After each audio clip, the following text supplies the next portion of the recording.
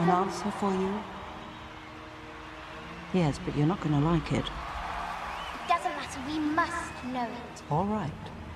The answer to the ultimate question of life, the universe, and everything is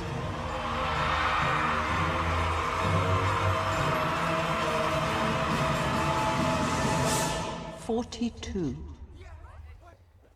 Hi, welcome to Mimi's Place, and today is a patron's request, and the patron was asking, to explain dwelling in the house of the Lord, which is also the same thing as I abide in the house of the Lord, and also about the Shema, and they go hand in hand.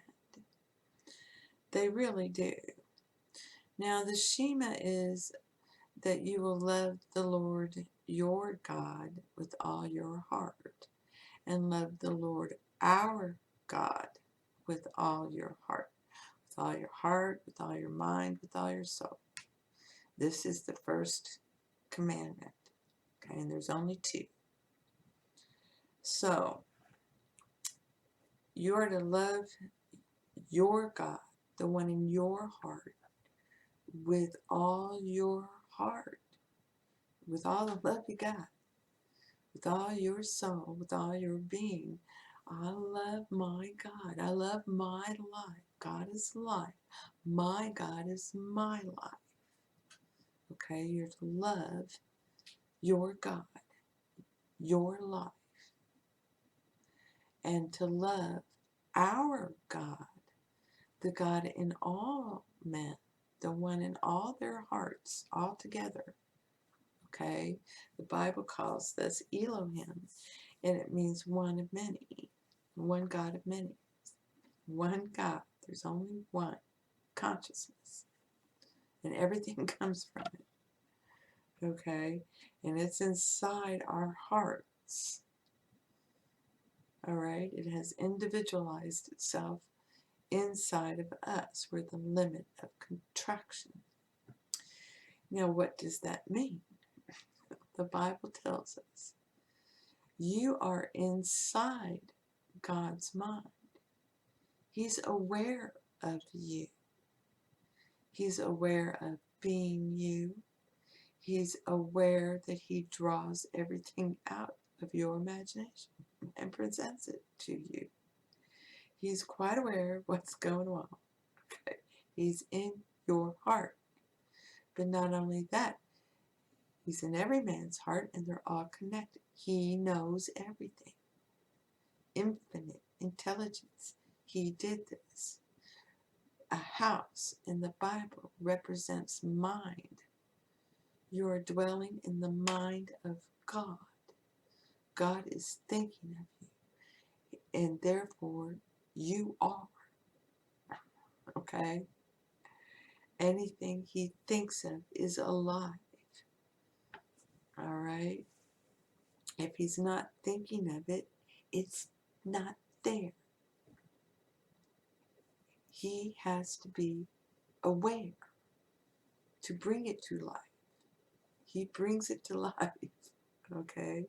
He brings everything to life. He is life itself. So there's this mind, which is El Shaddai, and inside El Shaddai is God, okay? And inside God is man. These are the brains, okay? It's like a Russian nesting doll. El Shaddai is over it all. And that's divine love. Y'all gotta express me, okay? You gotta express me. And love is attention, okay? And you have to have an observer to give it attention and love on it. And it doesn't matter if you're giving it good attention or bad attention, you're loving on it. Okay, more people would tune in to NFL Monday Night Football just to hate on Howard Cosell and laugh at Dandy Don. Okay, because Dandy Don was drunk by the end of the football game. They weren't really there to watch the football game. Okay, they were enjoying and hating on Howard Cosell. Man, that man's loud and obnoxious. Oh, that Howard, yeah, that Howard did it again, and it's things like that. He wasn't one to pull punches. He told you what he thought, and people loved that. They loved it, but you know that was not the kind of attention the NFL wanted. Okay, well, attention's attention, love's love, and everybody knows it. Bad attention still has your attention, doesn't it? You're loving on it. Every person who's dealt with children knows this. If you keep giving the child bad attention, they just keep being bad. That's how they get your attention. It's love. Okay? It's love. Attention is love. It's unconditional. You can give it to the bad, you can give it to the good. That's up to you. And what most people don't understand is they've labeled it something else, and they don't see it as love. Attention is love. You're giving it your attention. Okay? And once you give it your attention, you put it in your purse.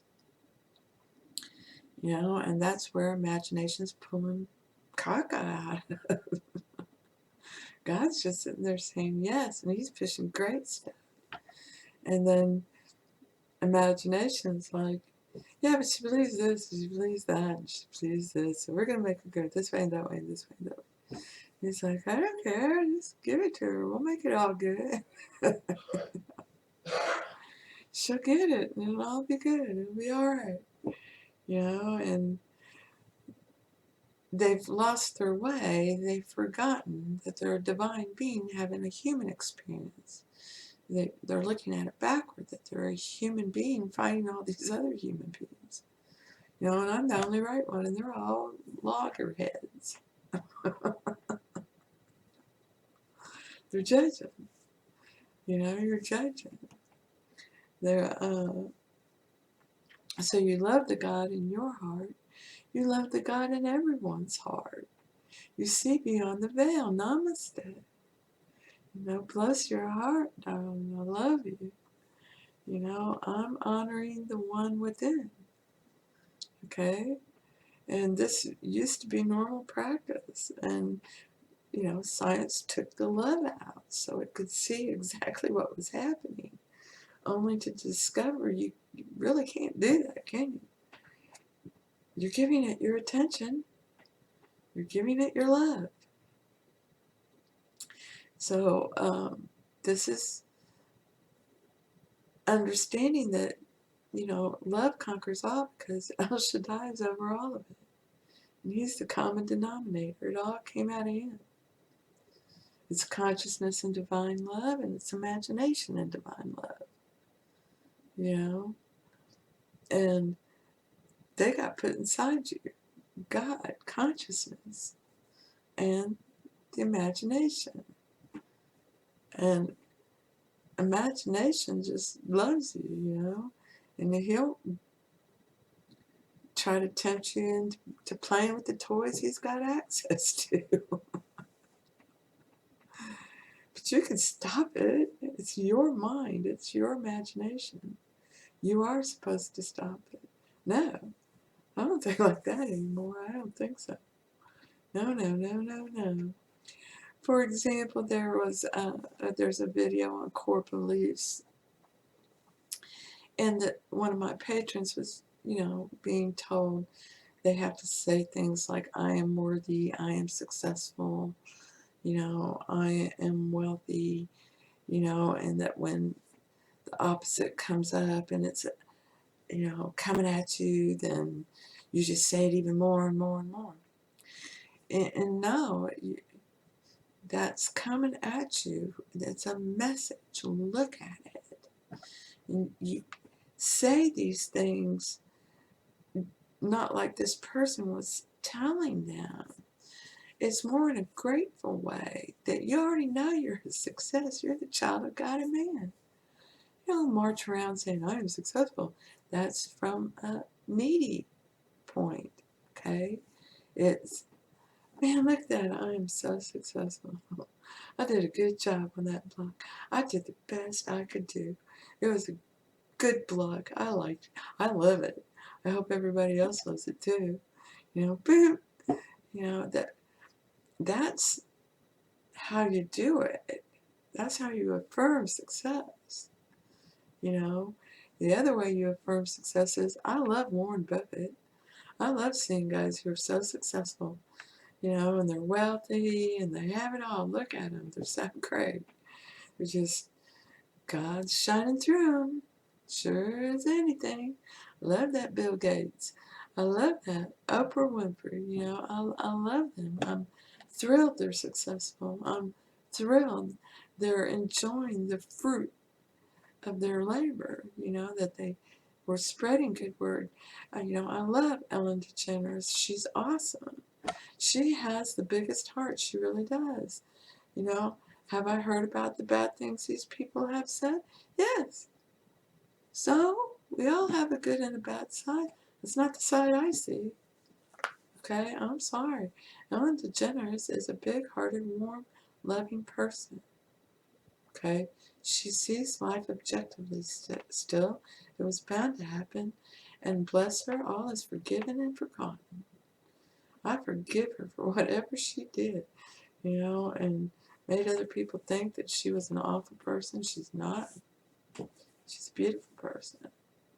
And you just love them. I can see their good side and bad side. I still love them. Because I know that bad side doesn't really exist. Not for me. And if they're forgiven and it's forgotten, if they continue to do it, I just take my attention away. It's that simple. Oh well. Bless your heart. I wish you the best on your journey. I wish you prosperity and abundance and a great life. Blessings to you. But I'm not going to listen to that. Making fun of people. That's not funny. It's just not. And the way they think. And that you make fun of yourself. Okay? And then everybody laughs with you. When you do things like that, then everybody's laughing at someone, and it's a judgment. And I'm not going to judge anyone. I'm not. Okay? One of the best comedians ever is Dave Chappelle. He's seeing both sides, and he's presenting both sides. And he quit Comedy Central because they had an argument about him calling out faggot or gay or something like that. And they told him he couldn't do that. And he said, why not? You let me say nigger, and they came back with, well, you can say that, but you can't say that. Why not? Because you're not gay. Well, I'm not a nigger either. It's a way of thinking.